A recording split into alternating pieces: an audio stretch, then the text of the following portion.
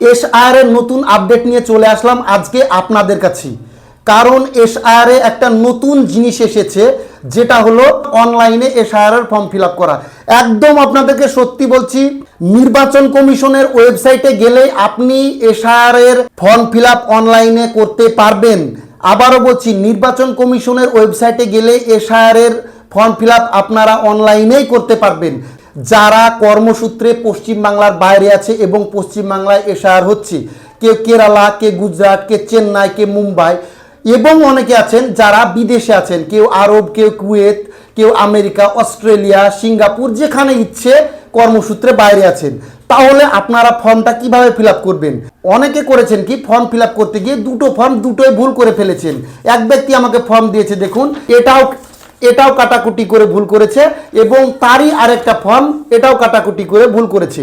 তাহলে এই ব্যক্তি এখন বলছে যে আমি কি করব? তাহলে আপনার ফর্ম নষ্ট হয়ে গেছে, আপনার বাড়ির লোক বাইরে থাকে, কোনো সমস্যা নেই, অনলাইনে ফর্ম ফিল আপ করবেন এবং সহজ পদ্ধতিতে ফর্ম ফিল আপ করবেন।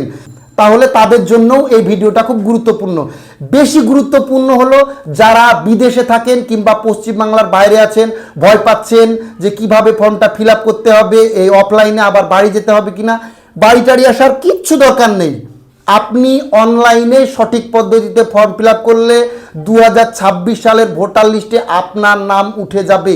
তাহলে বেশি কথা না বাড়িয়ে চলুন একবার দেখে নিই কিভাবে অনলাইনে এসআইআর এর ফর্মটা ফিল আপ করবেন। চলুন দেখে নিই। অনলাইনে এসআইআর এর ফর্ম ফিল আপের জন্য প্রথমে আপনি আপনার মোবাইল অথবা কম্পিউটারে গিয়ে গুগল ক্রোম ব্রাউজারটা ওপেন করে নিন। তারপর সেখানে গিয়ে টাইপ করুন voters.eci.gov.in। এটা টাইপ করার পর আপনি সার্চ করুন। সার্চ করার পর ডান দিকে দেখুন স্পেশাল ইন্টেনসিভ রিভিশন 2026, তার নিচেই ঠিক লেখা আছে ফিল এনুমারেশন ফর্ম। ওখানে আপনি একটা ক্লিক করুন।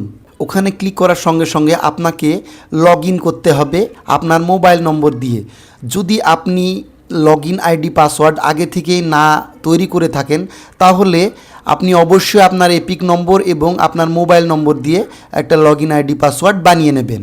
এবার একটা মোবাইল নম্বর আমি এখানে এন্টার করছি। মোবাইল নম্বরটা এন্টার করার পর ক্যাপচাটাও এন্টার করলাম সঠিকভাবে। তারপর রিকোয়েস্ট ওটিপি অপশানে ক্লিক করে দিলাম এবং একটা 6 সংখ্যা বিশিষ্ট ওটিপি মোবাইলে চলে আসবে। নির্দিষ্ট এই বক্সে 6 সংখ্যার ওটিপিটা এন্টার করতে হবে এবং ভেরিফাই অ্যান্ড লগ ইন অপশানে ক্লিক করলেই আপনি মূল পেজে চলে আসবেন। এবার যে ফিল এনুমারেশন ফর্ম, এখানে আপনি ক্লিক করুন এবং ক্লিক করার সঙ্গে সঙ্গে দেখুন এই ধরনের একটা ইন্টারফেস আসবে।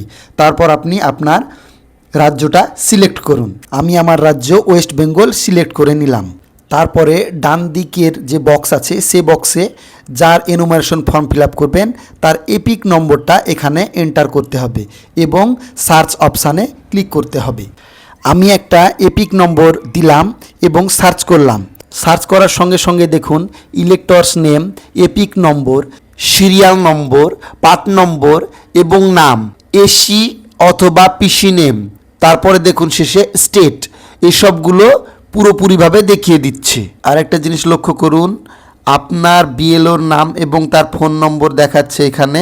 এরপরে বাঁদিকের বক্সে মোবাইল নম্বর বসানোর যে বক্সটা আছে সেখানে আপনার ভোটার আইডি কার্ডের সাথে লিঙ্ক করা মোবাইল নম্বরটি এন্টার করুন এবং সেন্ড ওটিপিতে ক্লিক করুন। 6 সংখ্যার ওটিপি আপনার মোবাইলে চলে আসবে এবং ভেরিফাই ওটিপি বক্সে ওটিপিটা বসিয়ে ভেরিফাই ওটিপিতে ক্লিক করুন। তারপরে আপনাকে 3টে অপশান দেখাবে সিলেক্ট অন ক্যাটাগরি। প্রথমে বলছে যদি আপনার 2002-এর ভোটার লিস্টে নাম থাকে তাহলে আপনাকে 1 নম্বরটা ক্লিক করতে হবে। তারপরে যদি বাবা, মা, ঠাকুমা, ঠাকুরদা তাদেরকে দিয়ে আপনি লিঙ্ক করাতে চান আপনার 2026-এর এসআইআরে, তাহলে 2 নম্বর অপশান ক্লিক করতে হবে। আর 3 নম্বর অপশানে বলছে যদি আপনার নাম অথবা বাবা মার নাম কারো নাম না থেকে থাকে তাহলে আপনাকে 3 নম্বর অপশান ক্লিক করতে হবে। যেহেতু আমার বাবার নাম আছে 2002-এর ভোটার লিস্টে, তাই আমি 2 নম্বর অপশানটায় ক্লিক করলাম। তারপরে একটা ইন্টারফেস চলে আসলো যেখানে উল্লেখ করতে হবে আপনি কার সঙ্গে লিঙ্কেজ করতে চাইছেন। তাহলে এখানে দেখুন স্টেট আমি বসিয়ে দিলাম ওয়েস্ট বেঙ্গল, তারপরে অ্যাসেম্বলি কনস্টিটিউয়েন্সি ইন 2002, তাহলে আমাদের তখন ছিল 56 নম্বর ভগবানগোলা বিধানসভা, সেটা বসিয়ে দিলাম। তারপরে আসছে polling station number and name in 2002, সেটা বসিয়ে দিলাম।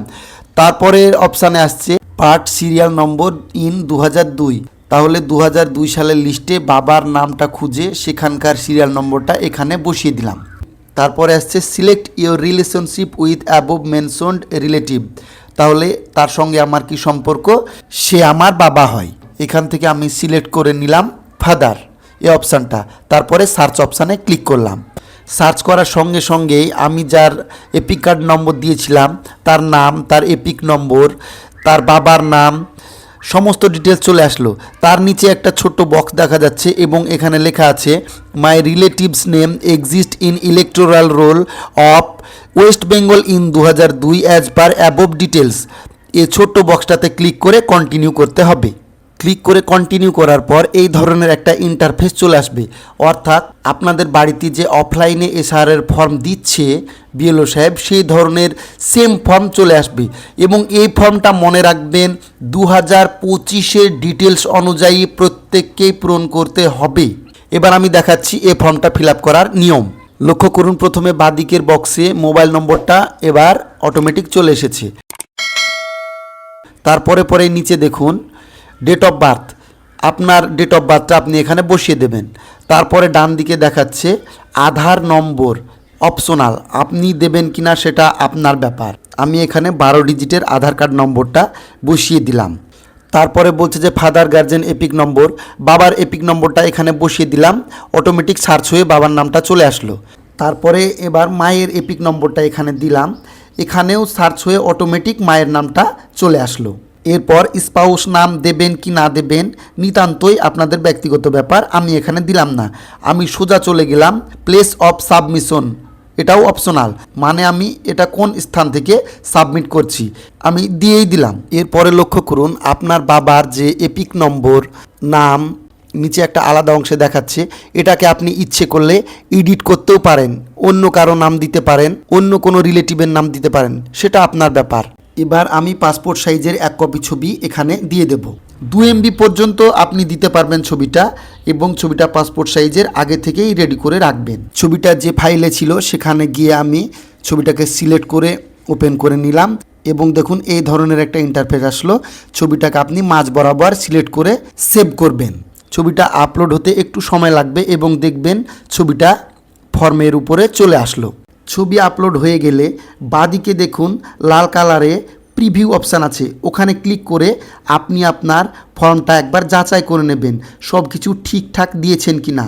সব কিছু ঠিকঠাক থাকলে নিচে বাঁদিকে দেখুন একটা বক্স আছে I have B declare that the এই অপশানে ক্লিক করে সাবমিট অপশানে ক্লিক করতে হবে।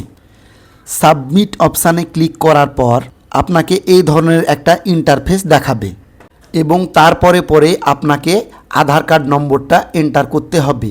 যে বেনিফিশিয়ারি অ্যাপ্লাই করছে তার আধার কার্ড নম্বরটা এন্টার করতে হবে।